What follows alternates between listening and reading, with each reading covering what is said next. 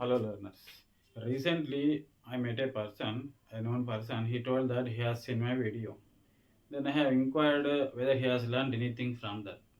He said he learned nothing. So here constant practice is required. Unless you practice, you won't get anything. So what do? You purchase a notebook and practice along with me. As you start video, you open a notebook and start practicing along with me. So now I'm changing my method a bit so that it will be helpful for you, right? So after 1 month, if you don't get anything, if you practice along with me, if you practice like me every day for half an hour, if you won't become good at English after 1 month, you ask me, right? I'm giving assurance to you, so you can learn English through grammar. After that, if you belong to Telangana, download Telangana e-textbooks, right? So that you start not with the Telangana e-textbook, you download Telangana first class e-textbook, English textbook. Read that, understand that. After learning, after practicing these statements, and after you become comfortable with these statements, not before that. You open and you try, you read it, you start reading, but you should know meaning of all the 20 statements, right? Until then, there will be no use, right? So let's continue now. So you practice like me. So I will tell you how to practice. So we learned this. See, we have learned I am eating. I am eating means presently I am eating at the time of speaking. అంటే మాట్లాడుతున్నప్పుడు నేను తింటున్నాను, ఇప్పుడు నేను ప్రస్తుతం తింటున్నాను అని అర్థం ఇక్కడ. సో దాన్నే మనం పాస్ట్లో ఎలా చెప్తామంటే ఐ వాస్ ఈటింగ్ అని చెప్తాం, రైట్? ఐ వాస్ ఈటింగ్ అంటే నేను తింటూ ఉంటిని. ఎప్పుడు? నిన్ననో మొన్ననో గంట క్రితమో తింటూ ఉంటిని అంటే తినడం. ఇక్కడ కూడా యాక్షన్ కంటిన్యూ అవుతుంది, కానీ ప్రస్తుతం కాదు, ఇంతకు ముందే. దీని యూసేజ్ ఏంటిది అంటే మనం రెండు రకాల కాంప్లెక్స్ సెంటెన్స్లో ఈ సెంటెన్స్ యూజ్ చేస్తాము. సింగిల్గా అయితే మీనింగ్ ఉండదు, ఎందుకంటే ఐఎమ్ ఈటింగ్ అంటే నేను తింటున్నాను, ఐ వాజ్ ఈటింగ్ అంటే నేను తింటూ ఉంటిని పాస్ట్లో. అది చెప్పాల్సిన అవసరం ఏమొచ్చింది అంటే నేను తింటున్నప్పుడు కరెంటు పోయింది అని చెప్తారు కదా, అలాంటి సెంటెన్స్లని మనం చెప్తాం. తర్వాత ఫ్యూచర్లో ఏమంటాం? ఐకి షల్ యూజ్ చేస్తాము, విల్ యూజ్ చేద్దాం అకార్డింగ్ టు గ్రామర్, కానీ విల్లే బెటర్ అంటారు. I shall be eating, right? ఇలాగా 3 సెంటెన్స్లు అయిపోయాయి, అన్నీ కంటిన్యూసే. ఇది ప్రజెంట్, ఇది పాస్ట్లో. ఐ షల్ బి ఈటింగ్ అంటే తర్వాత నేను తింటూ ఉంటాను, గంట తర్వాత, రేపు, ఎల్లుండో ఈ టైంకో నేను తింటూ ఉంటాను. లేకపోతే 9 గంటలకు నేను స్కూల్కి వెళ్తూ ఉంటాను. అలాంటి స్టేట్మెంట్స్ అన్నమాట. I shall be going to school tomorrow at 9 AM, right? అలాగన్నమాట. సో తర్వాత ఏం నేర్చుకున్నామంటే మనం ఐ హ్యావ్ ఈటెన్ అంటే నేను ఇప్పుడే తినేశాను అని అర్థం. I have eaten. సో పాస్ట్లో అయితే ఏమనాలి? ఐ హ్యాడ్ ఈటెన్ అని అనాలి. ఏమనాలి? ఐ హ్యాడ్ ఈటెన్ అంటే ఇక్కడ కూడా తినడం అయిపోయిందని అర్థం, కానీ పాస్ట్లో అయిపోయింది. ఇది ఎప్పుడు పనిచేస్తుంది అంటే నేను బస్ స్టాండ్కి చేరుకునే లోపు బస్ ఆల్రెడీ వెళ్ళిపోయింది. అటువంటి స్టేట్మెంట్ అవి కాంప్లెక్స్ సెంటెన్స్ కిందకి వస్తాయి. అప్పుడు మనం ఇవి అంటే ఈ పాస్ట్ సెంటెన్స్ని ఇండిపెండెంట్గా కంటే కూడా ఇంకో స్టేట్మెంట్తోని కలిపి మాత్రమే యూజ్ చేస్తాం. సో తర్వాత ఫ్యూచర్లో ఏంటిది? సింపుల్గా అబ్జర్వ్ చెయ్యండి. ఐ షల్ హ్యావ్ ఈటెన్ అంతే, right? I shall have eaten.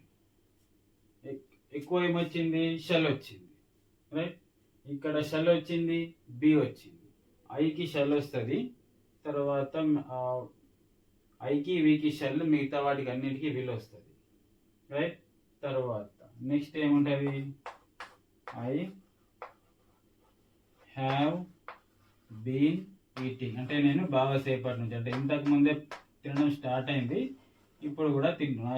I have been eating పాస్ట్లో వచ్చేసి ఐ హ్యాడ్ బీన్ ఈటింగ్, తర్వాత I shall have been eating. Right. So మనం ఖచ్చితంగా గుర్తుంచుకోవాల్సిందే. ఏం గుర్తుంచుకోవాలి? ఇది కంటిన్యూస్, ఇది కంటిన్యూస్. కంటిన్యూస్లో ఏమొస్తుంది? సో ఇది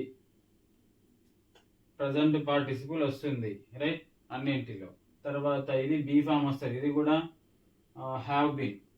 సో ఇది పర్ఫెక్ట్ కంటిన్యూస్ కాబట్టి, పర్ఫెక్ట్ కంటిన్యూస్ అంటే బాగా సేపటి నుంచి తింటున్నాం కాబట్టి దాదాపు కడుపు నిండిపోయినట్టు, కాబట్టి పర్ఫెక్ట్ పని అయితే పర్ఫెక్ట్గా ఉంది, మళ్ళీ కంటిన్యూ అవుతుంది. సో పర్ఫెక్ట్లో అయితే మనకు హ్యావ్ వస్తుంది, అర్థమవుతుంది. సో ఇలాగైతే అలా గుర్తుంచుకోవాలి, ఏదో ఒక లాజిక్ యూజ్ చేసి గుర్తుంచుకోవాలి. పర్ఫెక్ట్గా ఉంది పని, సో కంటిన్యూ కూడా అవుతుంది. సో హ్యావ్ వస్తుంది, ఎక్స్ట్రా బీన్ వస్తుంది, అన్నిట్లలో బీన్ వస్తుంది, హ్యావ్ ఇక్కడ షల్, మళ్ళీ ఫ్యూచర్లో ఒకటి షల్ ఎక్స్ట్రా ఉంటుంది ఐకి, వీకి కూడా, మిగతా వాటికి హ్యావ్ బీన్ వస్తాయి. తర్వాత సింపుల్గా ఎట్లా అంటాము?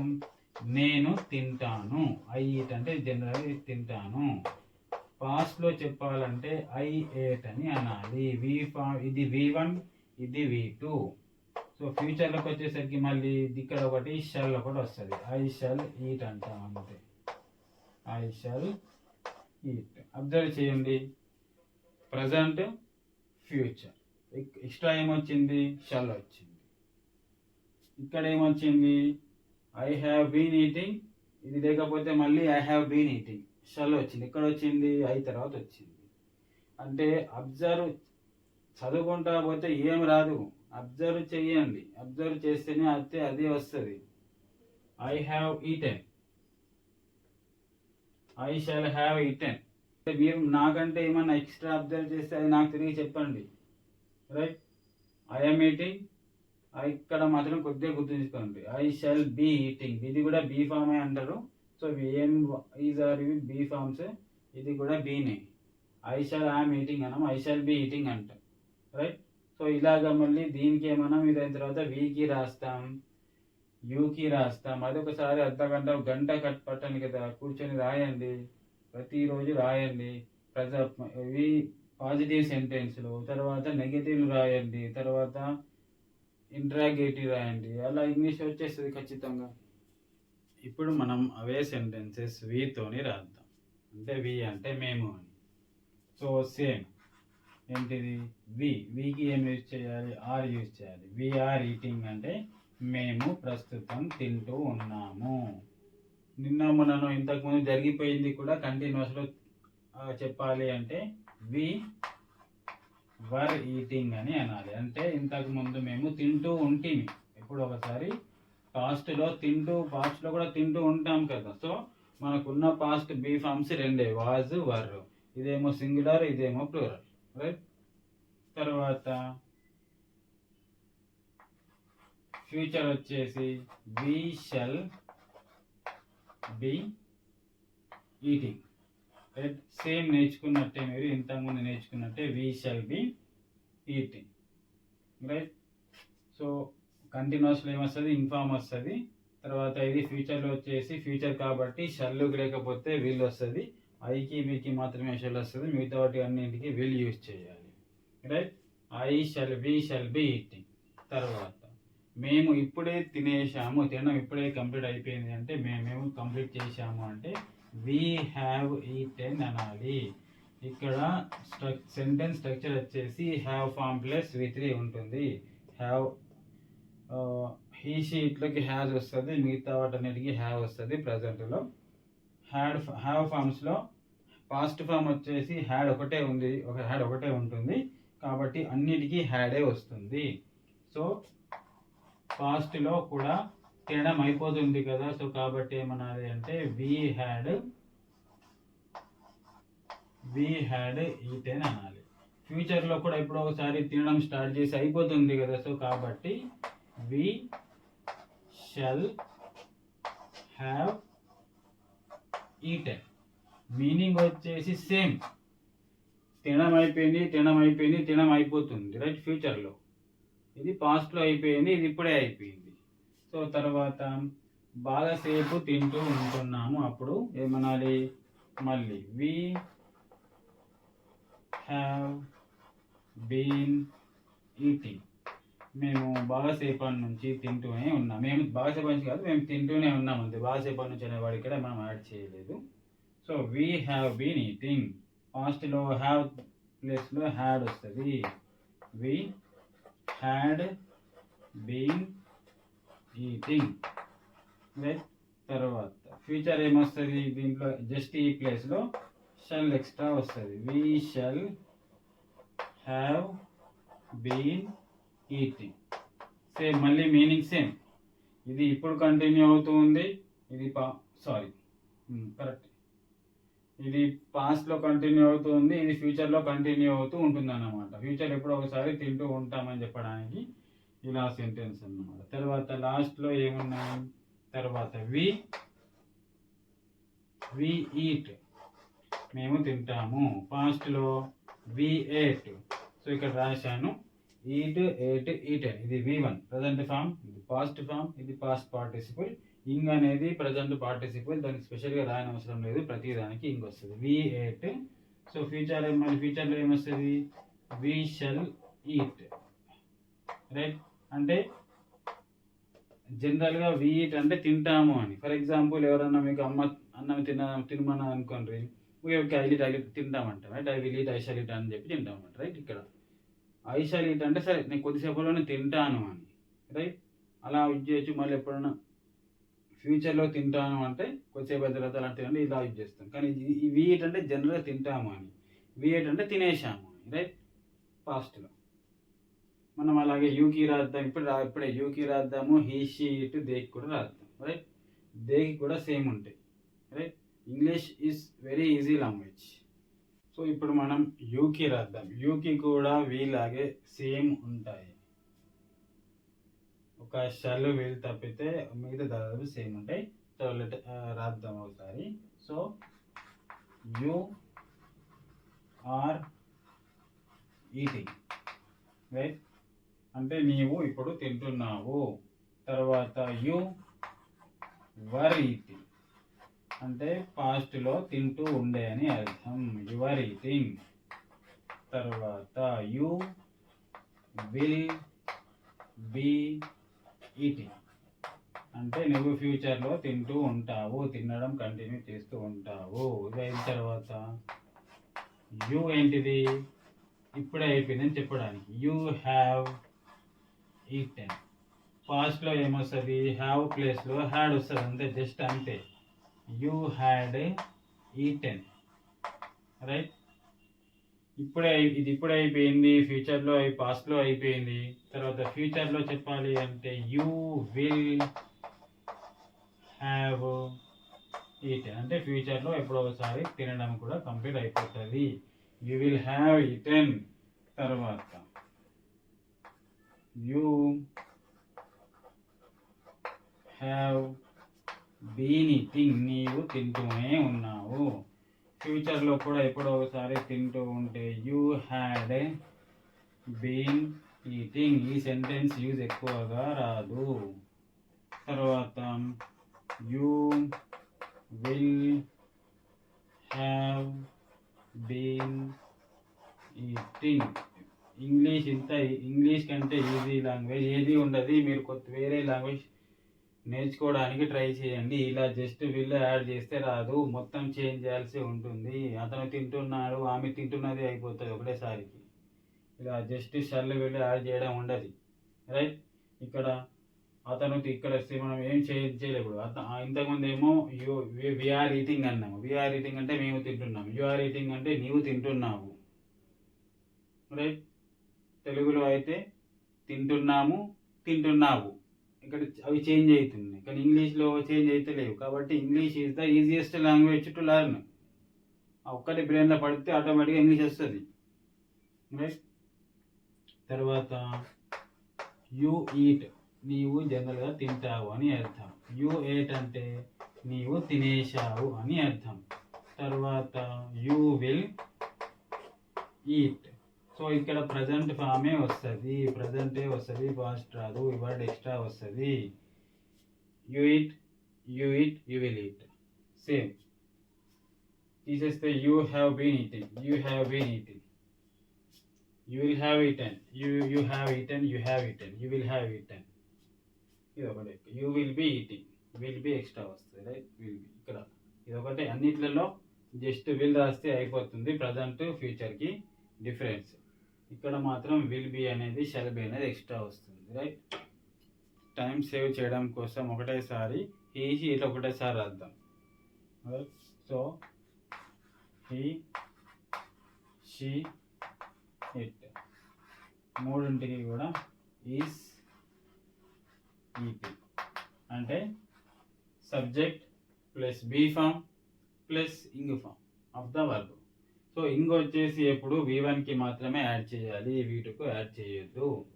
So he is eating, she is eating, it is eating, right? So తర్వాత మళ్ళీ వాటికే హీ, షీ, ఇట్ ఏంటి? వాస్ ఈటింగ్ అంటే పాస్ట్లో he was eating, she was eating, it was eating, పాస్ట్లో తింటూ ఉండే అని అర్థం. తర్వాత హీ, షీ, ఇట్ మూడింటికి కూడా ఏంటిది? Will be eating, right? ఇవన్నీ కంటిన్యూస్ టెన్స్కి, ఇవన్నీ కంటిన్యూస్ అవుతున్నాయి అన్నట్టే, రైట్? ఇది ఇది ప్రజెంట్లో కంటిన్యూ అవుతుంది, ఇది పాస్ట్లో కంటిన్యూ అవుతూ ఉండే, ఇది ఫ్యూచర్లో కంటిన్యూ అవుతూ ఉంటే ఫ్యూచర్లో కంటిన్యూ అవుతూ ఉంటుంది అంటే ఇలా చెప్పాలి. హీ విల్ బీ ఈటింగ్ అంటే ఫ్యూచర్లో అతను తింటూ ఉంటాడు ఏదో ఒక సమయంలో. కాంటెక్స్ట్ ప్రకారం యూజ్ చేయాలి. తర్వాత రెండే వచ్చేట్టున్నాయి ఇక్కడ. తర్వాత మళ్ళీ he, she, he, it, right? So ఇక్కడ ఇప్పుడే అయిపోయినాయి చెప్పాలి అంటే వీటికి ఏం యాడ్ చేయాలి? హ్యాజ్ యాడ్ చేయాలి, right? He eaten, he has eaten, she has eaten, it has eaten, right? తర్వాత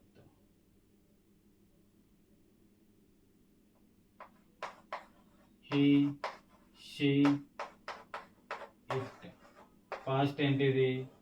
హ్యాడ్ ఈటెన్, హ్యాడ్ ఈటెన్, అంతే. హ్యాస్ తీసి హ్యాడ్ రాయాలి. అంటే ఇది ఇప్పుడే అయిపోయింది, ఇది పాస్ట్లో అయిపోయింది, ఇప్పుడు ఒకసారి కంప్లీట్ అయితే అయిపోయి ఉంటుంది. అప్పుడు హీ హ్యాడ్ ఈటెన్ అంటే పాస్ట్లో అవుతుంది, తినడం పూర్తి అయిపోయింది అని అర్థం. సో తర్వాత మళ్ళీ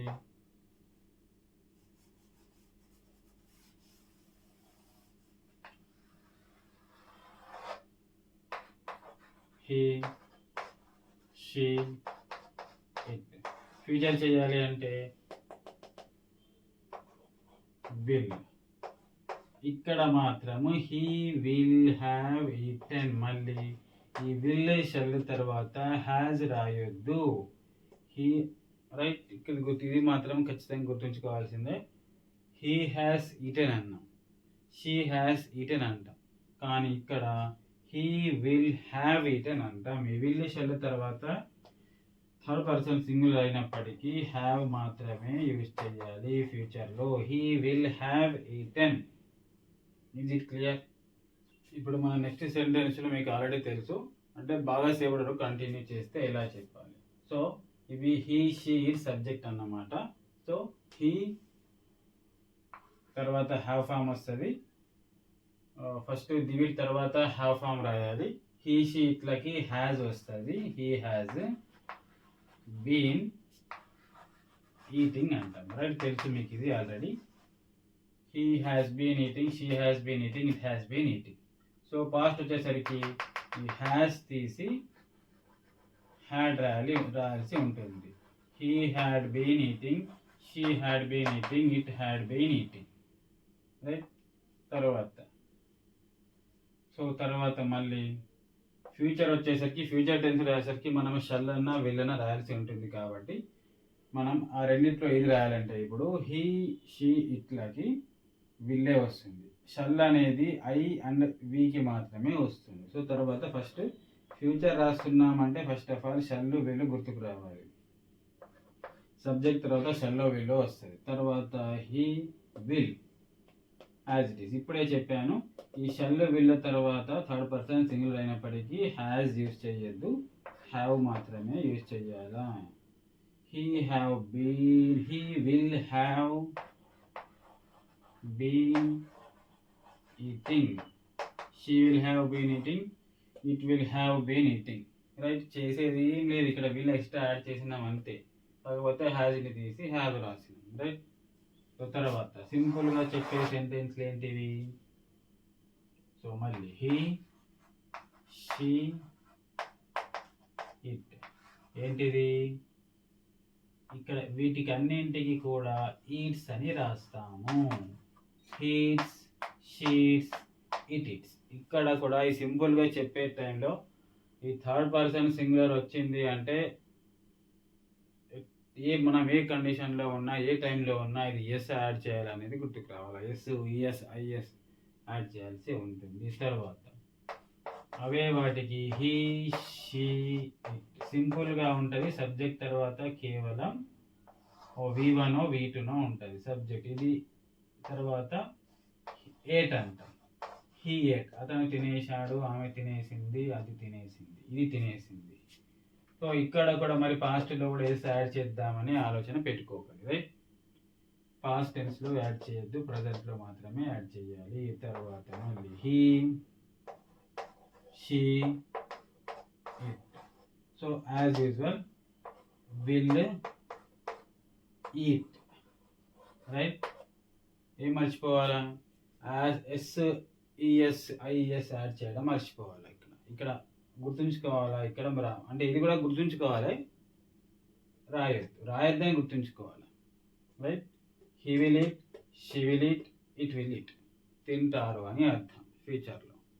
తర్వాత దే.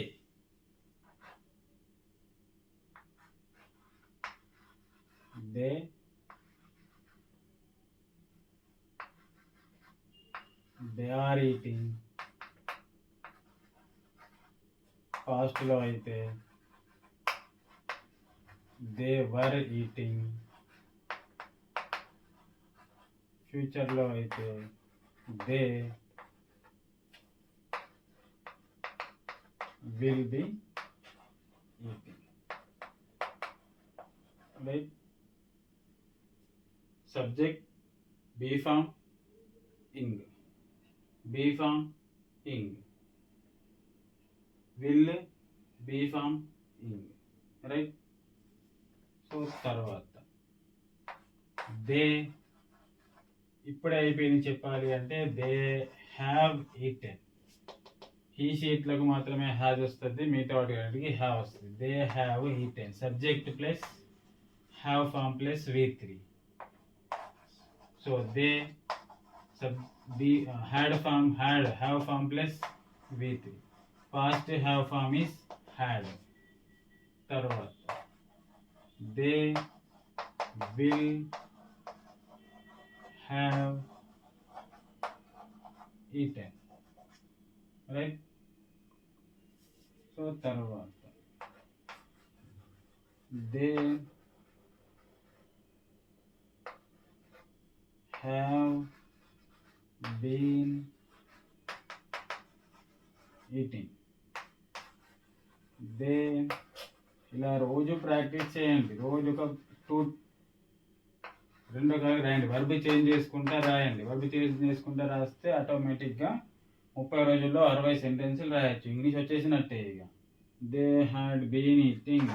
సో తర్వాత దే విల్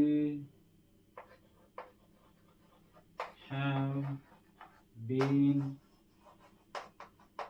ఈటింగ్.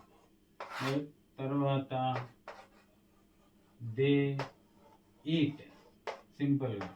తర్వాత దే ఏట్, తినేశారు. ఇది కూడా ఒకటే ఉన్నది. Right, eat, ate, eaten, they ate. ఇక్కడ ఎటువంటి అన్నిట్లో మీరు అబ్జర్వ్ చేసి ఉంటే కనుక సబ్జెక్ట్ ప్లస్ V2 అన్నింటికి ఇక్కడ చేంజ్ ఉంటుంది. ఇది సింపుల్ పాస్ట్ అంటారు.